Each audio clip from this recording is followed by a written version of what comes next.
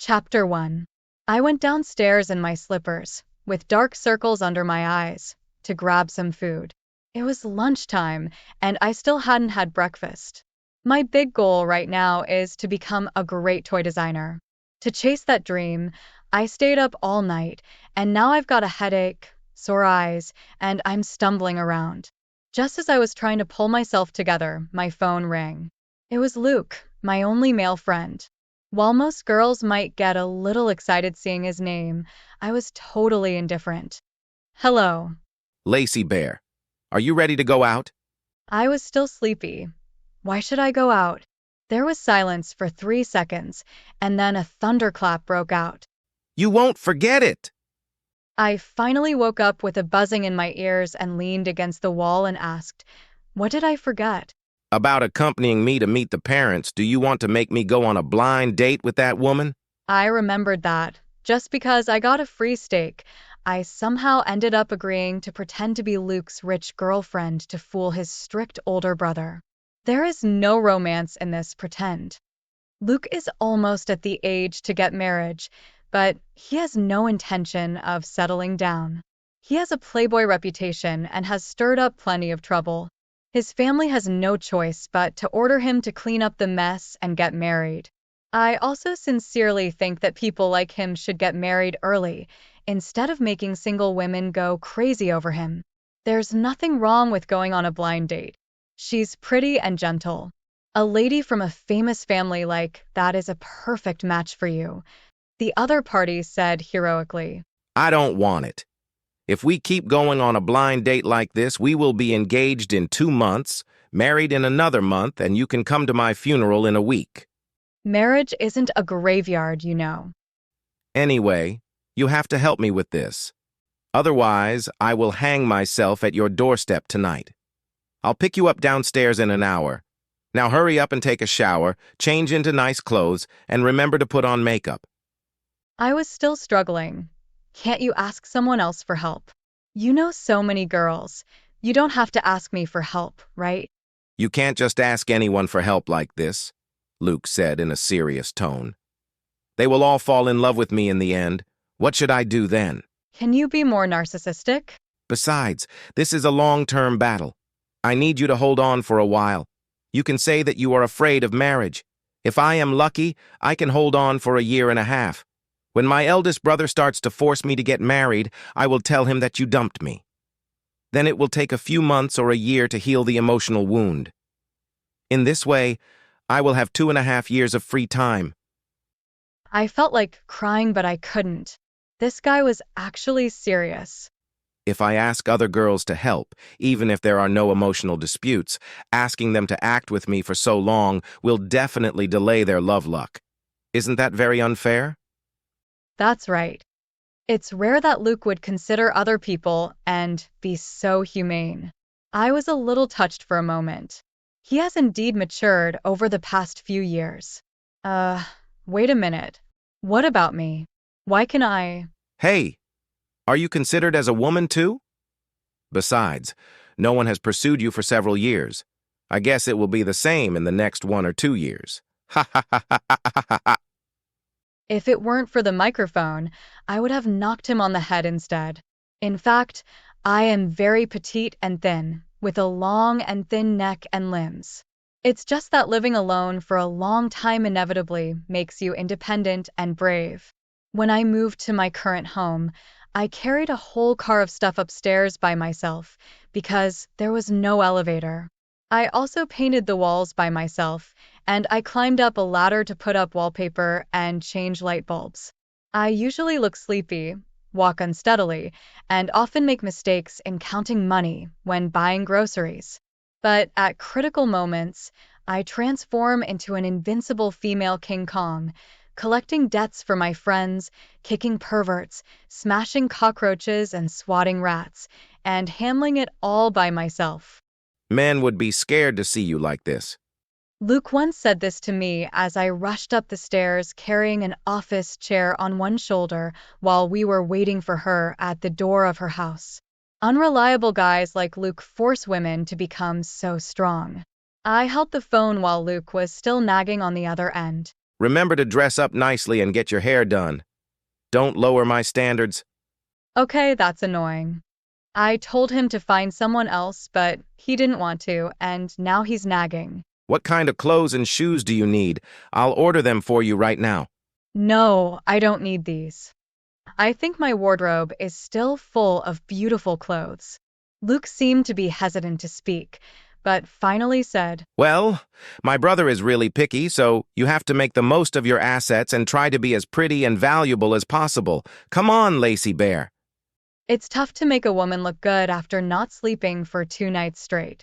Even with a facial mask, I still looked like a sleep-deprived mess. I had to use a lot of foundation to cover up the dark circles and brighten my face. Blush and contour helped a bit, but I ended up poking my eye with the mascara brush. I ended up crying and ruining my hard-earned makeup. It took a lot of effort to fix my face and get ready. Luke had created a high-status New York lady persona for me. I've never seen a real socialite, but I had to look as rich as possible. To avoid his brother discovering I wasn't a wealthy match, I dressed in my most valuable items, ones I usually save for special occasions. This is why I always get roped into helping my friends. Even if I'm reluctant, crying and saying, I can't do it, I don't want to. Once I'm pushed to do something, I end up being really dedicated and loyal. Once I was fully dressed up, I made my way down the stairs, clutching the wall for support in my 10-centimeter high heels. I saw Luke leaning against the car, waiting for me. He looked like a disaster, standing there lazily with his hands in his pockets. Despite his casual stance, Luke was surprisingly handsome, tall, slim, with sharp eyebrows and bright eyes. He had a dimple on his cheek, and though he looked like he was always smiling, his real smile was so gentle it was almost enchanting. With his looks, even if he were as clueless as a pig and broke, girls would still fall for him. And he's not just good-looking, he's smart, athletic, well-mannered, and comes from a good family. I gritted my teeth, thinking this playboy was a nightmare for women. When Luke heard the noise, he glanced up and looked like he'd seen a ghost. I struggled to stay upright and walked over to him, nervously asking, Is this okay? It's my best outfit. I'd even worn my highest heels to match his height. But instead of appreciating my Chanel handbag and necklace or the effort I put into wearing my favorite shoes, he just took off his suit jacket and wrapped it around me like a bundle. Isn't your dress a bit short? And that neckline? It's too low. How can you squeeze a B cup into a D cup? Are you trying to make me lose my mind? I was completely confused. This champagne-colored dress was from a famous designer. I'd saved up for ages to buy it for special occasions. It might not be perfect, but it wasn't outrageous. It's not that bad. Isn't this what girls usually wear to cocktail parties? Luke choked again. True, but it's too tight on you.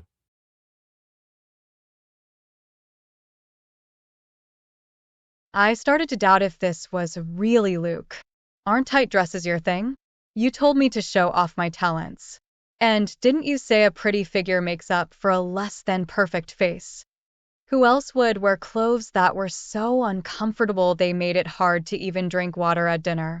Luke held onto his suit jacket and said, But my brother's really conservative, you know. Even so, he must have seen celebrities in backless dresses, right? Luke frowned, looking pained. I think it's better if you change into something else. I took off my torturous shoes and started walking back barefoot. Luke, find someone else. He grabbed my arm. Hey, don't be like that. I'm just looking out for you. You're not married yet, so you shouldn't be showing off like that. It's really not worth it. All right, I won't say anything more. This one, it is. You're the boss today, so whatever you like. He opened the car door for me and, as I bent to get in, he warned. I'm warning you, no bending over later. Chapter 2. At the restaurant, where we had a reservation, Luke's stern older brother hadn't arrived yet. Waiting made me even more nervous.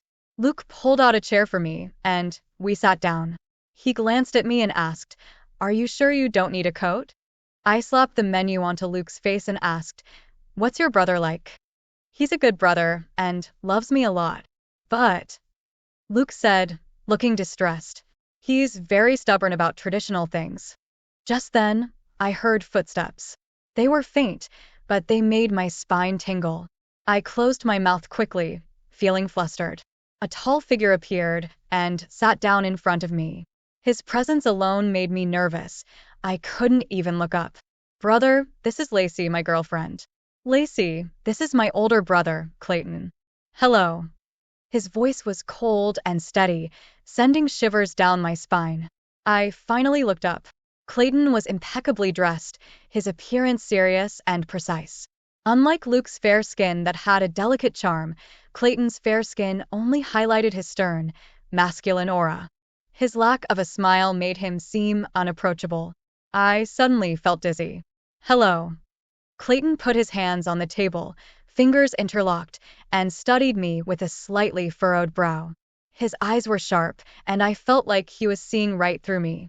"I heard you just returned from studying in Japan last year." Luke had fabricated that story. I replied, "Yes." "Do you know Sakamoto Ryoma?" I didn't catch the name, but I said, I don't know much outside of school. What school did you attend? What's your major?" This was a setup question. I answered, "My major is economics." "What are your hobbies?" I hesitated. "Collecting dolls?" Clayton frowned. "Collecting is fine, but what about music or dance? Have you studied vocal music or dance?" "No." "Can you play any musical instruments?" I was stumped. The only instrument I could play was the whistle, and I was pretty good at it. Luke once joked that the only time he felt a physical reaction from me was when I whistled, making him want to go to the bathroom. "So, what did your parents teach you when you were young?" I replied carefully, "Study." "Outside of school?" "Well, my hobby is reading." "Oh, what writers do you like?" I was caught off guard. I mostly read comics." Clayton's frown deepened. He glanced at Luke and shifted the topic. "Besides Japan, have you traveled to other countries?" "No." "You should travel more. It'll broaden your experience and keep your mind sharp." I was blushing and feeling blank from all the questions. I realized how powerful Clayton was. Our brief conversation had exposed my real background. The rich image Luke had created for me was shattered. Clayton stopped looking at me, focusing on the tea in his cup. I was defeated, barely ate, and almost fell flat on my face when I tripped on my way out. Luke quickly supported me. "Be careful." Embarrassed, I said, "I'm leaving." "I'll drive you." "No, it's fine." Luke pulled me along, and my loose shoe flew off, sliding across the marble floor. "Seriously," I said, wanting to cry, "let me go home by myself. I don't want to lose my dignity." Luke looked worried. "I'm sorry." "It's okay. I've wronged you today." I sighed. "No, your brother, forget it." "I'm sorry I couldn't help." At home, I washed away the bad luck and soaked my sore feet. When my phone rang again, I buried my face in my hands. "Lacey Bear." I mumbled into the pillow. "What's up?" "Just checking if you got home safely." "I did." Luke paused. "I'm really sorry about today. I didn't expect." "It's okay." Luke's offer of a free meal didn't really cheer me up. I was still feeling down and asked, "What did your brother say about me?" There was a pause. "He said you're not tall, too thin, and your health might be an issue. He also said you looked bad with dark circles and sagging muscles.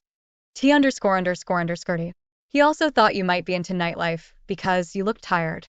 I felt crushed. "I'll talk to you later. I'm going to sleep. Don't worry too much.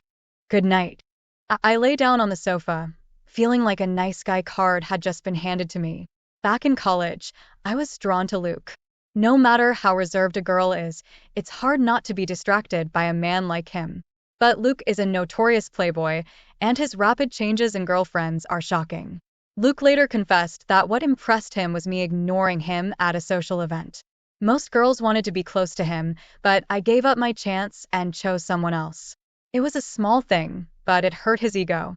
I don't remember it, but it's clear that Luke, despite being a player, valued that moment. We became friends naturally, with no romantic expectations.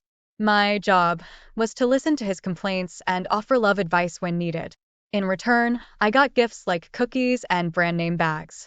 Sometimes I'd grab men's underwear and ask, "What am I supposed to do with this?" Luke would just laugh and say, "Don't worry, you'll figure it out." Our friendship is simple. We don't treat each other as romantic interests, just friends. After a long day, I soaked my feet, applied cream, and collapsed into bed, utterly exhausted. As I drifted off to sleep, I dreamt of college days and Luke's intense gaze, mixed with Clayton's cold eyes. I fell into a deep sleep, lost in the whirl of emotions and memories. Chapter 3. I woke up feeling ravenous. When I opened my eyes, the room was dark, and I had no idea what day it was. My stomach was growling, and I started to panic. I grabbed the strawberry-shaped alarm clock from the bedside table to check the time and nearly bit into it. It turned out I had slept through the entire day and into the night, which explained my hunger. I got up, turned on the light, and made my way downstairs to grab some egg pancakes. Just then, I heard a knock on the door. I stumbled out of the bedroom and crawled across the living room to open the door. As soon as I cracked it open, the other party nearly burst through, knocking me to the ground and almost stepping on my face. Dazed from the fall, I was still groggy when someone helped me up. I looked around in confusion and asked, "What's going on? Is there a fire?" Luke looked at me with an expression as if he was putting out a fire. "You scared me to death." "Well, I tried calling you, but your cell phone was off, the landline was unreachable, and no one answered the doorbell. I thought something might have happened to you." I rubbed the back of my head where I had bumped it and muttered, "It's not that serious. Social Security has been pretty good recently. Who knows what you're like? If you can't get over falling in public yesterday, then." I interrupted. "You're bringing it up again." Anger bubbled up, and I felt like hitting him with a broom. "It's your fault. You made me fall again. Are you the reincarnation of a banana peel?" Luke dodged but remained sincere. "I'm just concerned about you." His concern finally seemed somewhat genuine. Living alone in a big city far from family and friends, having a friend who cared about her safety was indeed comforting. I felt a bit embarrassed about getting so worked up. Thank you." Having successfully avoided responsibility for my fall, Luke elegantly extended his hand. "You must be very hungry after sleeping so long, Lacy Bear. Let me treat you to a meal as an apology." After getting into Luke's Mercedes, I chose a budget-friendly street food stall. I knew Luke wasn't short on money. Though I wasn't sure how wealthy he was, he never seemed concerned about finances. Still, I preferred the casual vibe of a food stall, which suited my down-to-earth nature. It was a warm night, and I was too hungry to dress up. I simply gathered my hair into a messy bun, went without makeup, and wore a gradient halter dress with bare legs and slippers. Luke, on the other hand, was dressed impeccably as if he were headed to the Peninsula Beverly Hills. But we sat at an open-air food stall across the street. Despite looking like an odd pair, we had a great time. We ordered a feast of snow clams and blue crabs, 2 draft beers, and half a dozen sodas, and enjoyed ourselves, eating with gusto. "Keep your hands off. That last crab is mine." "It's clearly my crab. Don't be so stingy." "Just let it go. It's only a male crab." Initially, we fought over the food politely with chopsticks, but eventually, we had to use our hands. I was a bit slow and only managed to grab a claw that someone else had been reaching for. For the first time, I touched Luke's hand. His hand was warm and strong, with long, elegant fingers, though it was covered in crab juice. I was momentarily stunned, and Luke smiled at me. "Thank you." He definitely knew how to use charm. After the meal, apart from the awkward hand touch, I didn't feel anything else. I went home, covered my head, and slept until dawn. The next morning, before I had a chance to eat breakfast, Luke showed up at my door, looking ecstatic. "I have good news for you." I was surprised and pleased. "What is it?" "My brother doesn't oppose us anymore." I deflated immediately. "Don't act like we're a real couple." Luke was still smug and said, "Anyway, I'm off the hook for now." I thought he was going to force me into a blind date, which would have been the end of me. I was puzzled and asked, but didn't he have a really bad impression of me that day? Why did he suddenly change his mind? Luke smiled and said it was at the Beverly Hills, across the street last night discussing business. When he saw us eating at a food stall, he thought we looked so happy together that he decided to give us more chances. I sighed and said, "Your brother really loves you." It was enviable to receive warmth from someone so cold. "I'm his only brother," Luke said, changing the subject. "But because of this relationship, he wants to get in touch with you again." I immediately took a step back. Luke clasped his hands together and sincerely offered the honey trap. "Please help us out. See it through to the end." So, my second meeting with Clayton was scheduled for that evening, with no time left to regret or run away. This time, Luke wouldn't be accompanying me, like you can't bring someone to an interview. Let the lies about being a good match be exposed, but I decided to just be myself. Because the weather was so hot, I braided my long hair into 2 braids and pinned it up. I wore a simple pink wooden button suspender skirt, flat doll shoes, and a clean face. I looked like someone you'd pass on the street without a second thought. Entering the fancy restaurant on the top floor, I saw Clayton sitting by the window without the waiter's guidance. Even though he was in a simple black suit, he was more eye-catching than anyone else in the room. His collar and cuffs were flawlessly white, which accentuated his neat face. I took a deep breath and walked a few steps closer, my heart pounding wildly. Clayton was the most intimidating interviewer I had ever faced. Clayton looked up and saw me. He seemed momentarily stunned, then put away the device in his hand and nodded slightly, saying, "Sit down." I sat down opposite him and met his eyes up close. My head buzzed and my face turned red involuntarily. Clayton didn't care about my blush and said, "You look much younger this way." I wasn't sure if it was a compliment or not. My face was still flushed, so I could only mumble a thank you. "How did you and Luke meet?"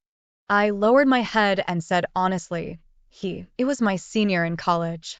How many years have you known each other?" 5 years. Clayton nodded slightly again. "Well, you are indeed the non-relative female who has maintained the longest relationship with Luke. So you should know him very well." I nodded in agreement. In fact, all I knew about Luke was what he liked to eat, what he enjoyed doing, what type of girls he liked, and how many girlfriends he had. As for everything else, I never asked, and he wouldn't say much.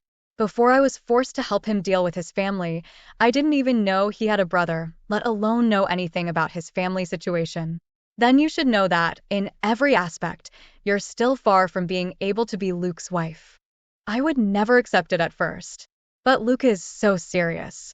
If he likes you, I can lower my standards. I ran into you 2 last night, and you were holding hands while having dinner. That made me feel I needed to adjust my perspective. I couldn't help but feel embarrassed. This is such a beautiful misunderstanding. For this meeting, Luke specifically asked me to choose a relaxed environment and not to ask too direct questions, so as not to make you nervous. Clayton paused. It's clear he cares about you a lot. He's my only brother, so I need to be really sure about who he's with.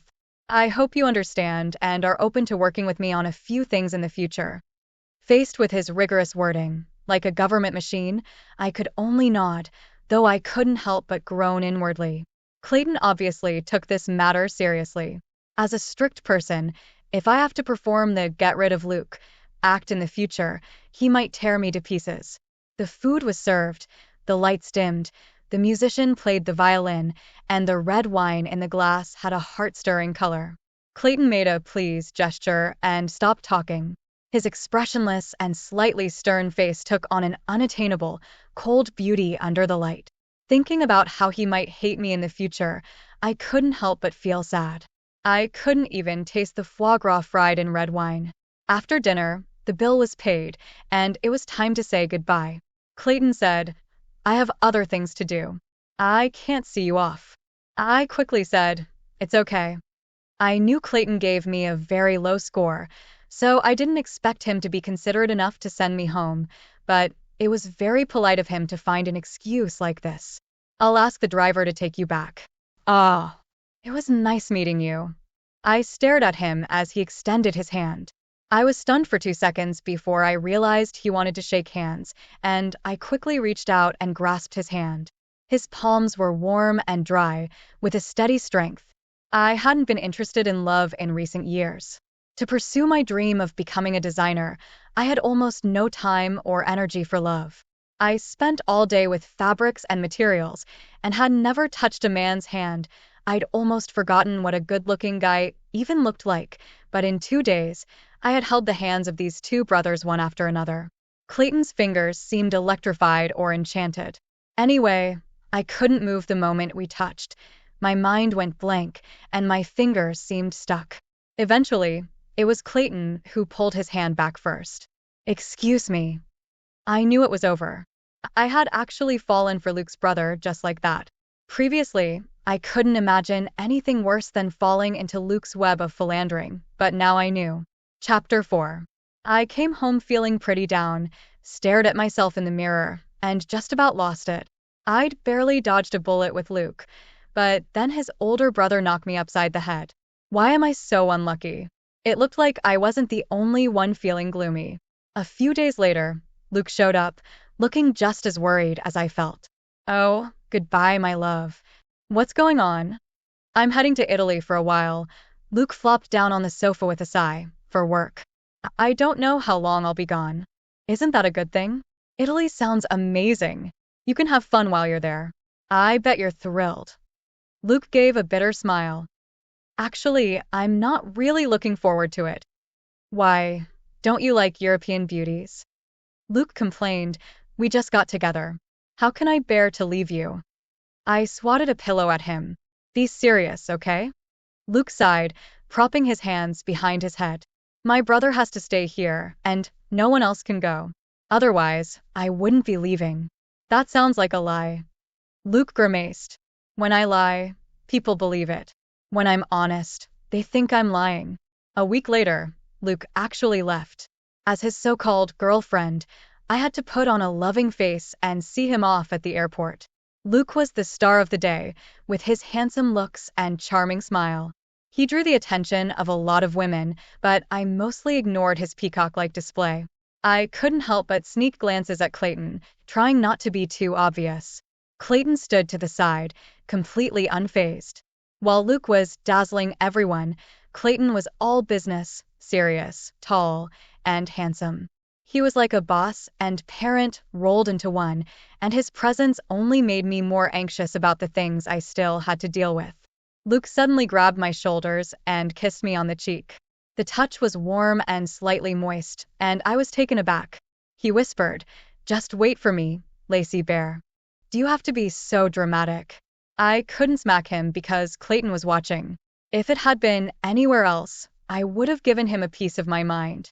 Luke gave me one last kiss and walked away with grace. With Luke gone, and only Clayton left behind, my heart started racing again. Clayton offered to give me a ride and said he needed to talk to me. I got into the black SUV, trying to stay calm, but as soon as Clayton joined me, my heart was pounding. I really owed Luke for this chance. If he hadn't asked me to play the girlfriend, I wouldn't have had the chance to get so close to Clayton. The car was spacious, but felt close enough to make me nervous. I admired Clayton's profile, his straight nose, long eyelashes, and even the way he slightly frowned when deep in thought. He was so handsome it was almost intimidating. Clayton opened a cabinet, pulled out some wine, and handed me a glass. "Lacey." My heart skipped a beat. "Yeah. I'm sorry Luke has to leave for a few months." "It's okay. It's good you understand. But I also hope you won't stray while he's away." That's a bit too direct. Even though Luke's had his fair share of flings, he's serious about you now. I don't want him getting hurt. That's pretty protective. I have a responsibility to look out for you while Luke's away. Is this surveillance? It's so unfair. Luke's off to Italy with no one watching him, and here I am, stuck with this scrutiny. Of course, I didn't say that. Besides, I'm only pretending to be Luke's girlfriend to cover for his affair. Clayton continued, "If you're okay with it, I suggest you move into our house for now." "Huh. Of course, if you're uncomfortable, we won't force it." but it'll make things easier for both of us. And if you're considering marrying into our family, it's important to get familiar with our family dynamics. From a feminist perspective, this is extremely outdated. But since I'm not planning to marry Luke, it doesn't really matter, does it? Besides, the thought of living under the same roof as Clayton for a few months felt exciting. I'm in. Clayton looked a bit surprised. I mentally kicked myself for being so eager. I quickly added, I understand this is also about both families getting to know each other. It's important for us to understand each other better. If Luke heard me say such high-minded stuff, he'd probably laugh his head off. Clayton gave me a rare look of approval. You're open-minded and don't sweat the details. It was the first time Clayton had complimented me, and even if it wasn't a full-blown compliment, it made me feel all fluttery and lightheaded. I was about to move into his house soon. Since it was just a temporary stay, like a little vacation, I didn't need to make a fuss. I packed the essentials, my computer drawing board, some work materials, and a few clothes, totaling 3 large boxes. Clayton came to pick me up in person, which seemed to improve his view of me as his sister-in-law. When I saw him at the rolled-down car window, I couldn't help but grin. Good morning. Clayton looked a bit taken aback by my enthusiasm. Morning. The driver loaded my boxes into the car. Clayton glanced at them and asked, What's in the boxes? I felt a bit embarrassed. Clothes. It's not a big deal normally, but with Clayton around, I worried about my clothes looking shabby compared to his standards. Clayton didn't seem to care and said, You don't need to bring all this. Does he expect me to run around naked? As we entered the gate, I noticed this was my first time at Luke's house. Luke had always treated my place like a second home, so I was curious about his own place. Peeking out the car window, I saw a lake, a pavilion, flower-lined paths, a large swimming pool, and a garden with a swing set. You live in a villa? Clayton looked surprised by my reaction. You didn't know? I didn't ask. At the villa's entrance, the butler greeted us, took my luggage upstairs, and I thanked him repeatedly, feeling out of place. I knew Luke was doing well, but I had no idea he was doing that well. If I had known, I wouldn't have brought so much luggage. Reflecting on it, my relationship with Luke was pretty one-sided. He knew everything about me, while I knew almost nothing about him. It didn't matter if they lived in a villa or a studio apartment, Luke would still help himself to whatever he could find in my fridge. I felt a bit down about this. If Luke were here, I'd probably strangle him for being so inconsiderate. The villa was incredibly lavish, but I had no mood to enjoy it. I followed Clayton around, doing my best not to embarrass myself. Clayton showed me 2 bedrooms, one grand and ornate, the other light and cozy. I quickly chose the second one, not wanting to deal with any more opulence. Clayton nodded, saying he'd have my luggage moved to the room. I thanked him and he left. I collapsed onto the bed, feeling exhausted. I realized now why Clayton had said, You don't need to bring these. My stuff seemed trivial compared to what I saw. Sitting there, feeling overwhelmed, I unpacked my things. My clothes looked pretty shabby compared to the designer wardrobe. I put my clothes away and found myself embarrassed by their lack of luxury. I sat on the terrace with a book, trying to calm my nerves. The gap between me and Clayton felt as wide as the difference between the clothes in the closet. I buried my face in the book, feeling defeated. At dinner, Clayton noticed my mood and asked, Are you feeling down? I forced a cheerful smile. No. Is something wrong with the room? Not at all. It's just so perfect it makes me feel out of place. That's good, Clayton said. We mainly serve Western food, but we have Chinese options too. If you have any preferences or want dim sum, just let the kitchen know. I had dreamed of having home-delivered restaurant services, but now that it's real, it felt less exciting. Why couldn't Clayton be more down-to-earth? Chapter 5. I ate my dinner feeling utterly miserable, hardly managing to eat anything, and then stumbled upstairs to work. As I was working on my computer, my eyes growing heavy, the phone in the room suddenly rang, startling me. I hesitated, unsure whether to answer or not, and eventually decided to let it ring. I didn't want to disturb Clayton's family or make a mistake, so I stayed put. After the phone stopped ringing, I heard someone knocking on the door. I quickly called out, "Come in." It was the housekeeper, a nice gentleman. He smiled and said, "Lacey, the call for you is from Luke. Please call him back later." I felt my cheeks flush. "Oh, okay, thank you." When the phone rang again, I picked it up, cursing myself for being such a coward. It was my first time dealing with someone wealthy like Luke, and I was so nervous I almost didn't answer. I said weakly, "Hello." "Hey, Lacey Bear." "Luke, you jerk." Luke chuckled awkwardly on the other end. "Don't be mad. You don't even consider me a friend." "How could you say that?" Luke said, trying to charm me. "I just forgot to mention it. It doesn't matter what my family is like, right? Besides, you know I'm a low-key person." "Seriously? All your girlfriends know about it. You're different from them." I guess that was true. "You're such a scoundrel, ditching your friends just to impress someone. I've been friends with you for years, but I know less about your life than your girlfriends do. You bring them home, give them clothes and perfume, but what about me? You only ever eat my melons." Luke's voice took on a sad tone. "I didn't bring them home. The clothes were from my mother's old wardrobe. I picked out some and gave them away. And I've tried to give you things too, but you've never accepted them." That was true.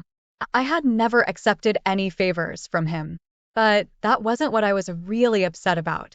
I was frustrated because Luke's secrecy made me misjudge how attainable Clayton was. If I had known Clayton was out of reach from the start, I wouldn't have let myself develop a secret crush on him. But now it was too late. I was so upset I couldn't articulate my feelings well. All I could manage was, "Anyway, you're not a good friend." Luke, realizing his mistake, tried to soothe me. "Don't be mad. The clothes are actually your size. You can choose whatever you like. And when I get back, you can twist my ears as much as you want. That's a privilege only you have." Okay.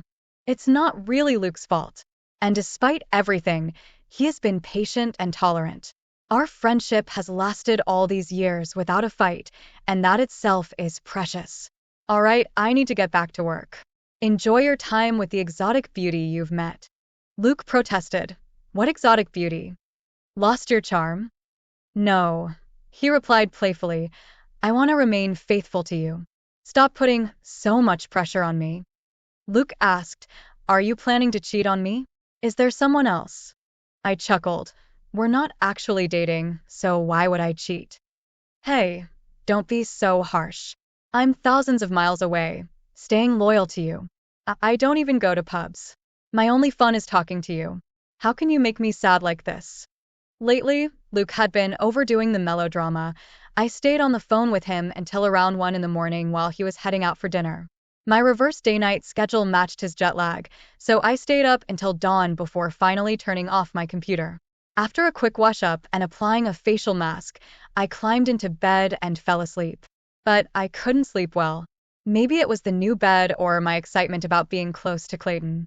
I tossed and turned, counted sheep, and tried to relax, but the pain in my head persisted.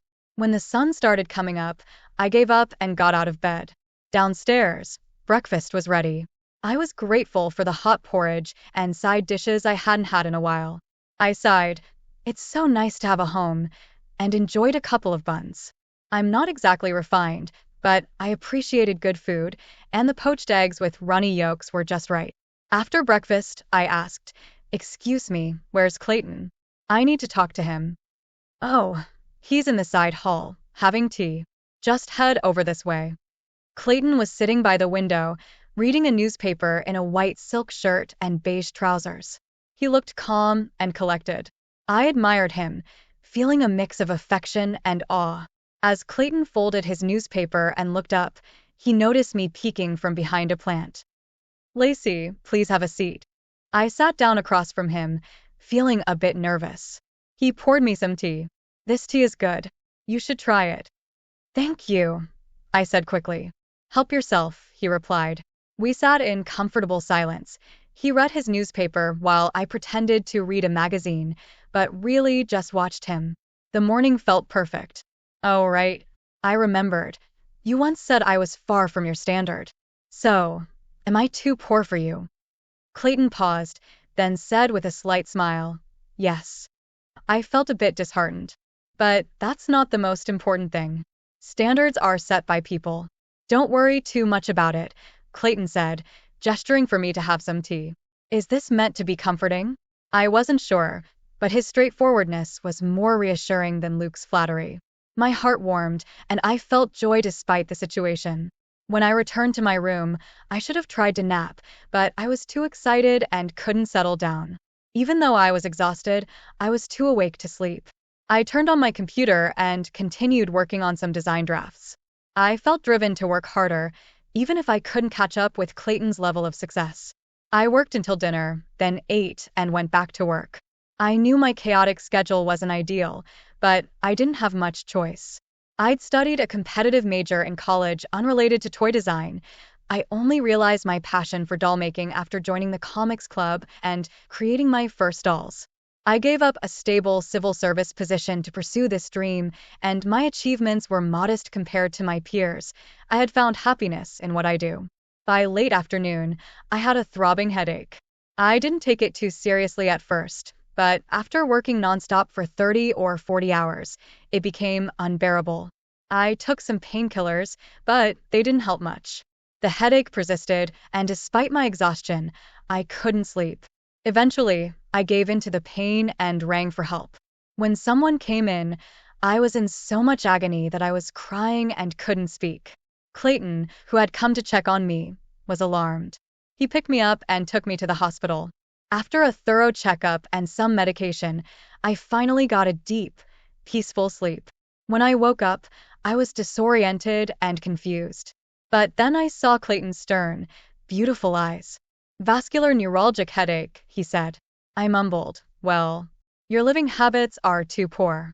"Well, we did a full checkup. You're young, but your health is worse than an old person's." Well, I felt overwhelmed. Facing such direct criticism was disorienting. I can't accept someone so weak as Luke's wife. Huh. Just as things seemed to improve, Clayton's rules felt overwhelming. I imagined the scolding Luke would give me when he returned. Clayton handed me a neatly written timetable. "I've made a schedule for you." I stared at it. Adults still use schedules like this? But Clayton was serious. "Starting tomorrow, follow this," he instructed. I didn't dare refuse. But I thought, aren't rules meant to be bent? Surely, there's a loophole. After being discharged, I returned to the house and followed Clayton's schedule. I went to bed early that night, trying to avoid the pain of another headache. I wondered if Clayton thought I was too heavy or if my crying face was too ugly. I envied the heroines in novels who win over heroes with their delicate demeanor. Why was I always the one in pain, looking so disheveled? But Clayton's warmth was comforting. I hugged the giant bear doll I brought with me and fell asleep, remembering the scent of Clayton, tea, mint, and a lot of masculinity. I woke to the sound of an alarm clock, and after some confusion, I found housekeeper Ben at the door, dressed in sportswear.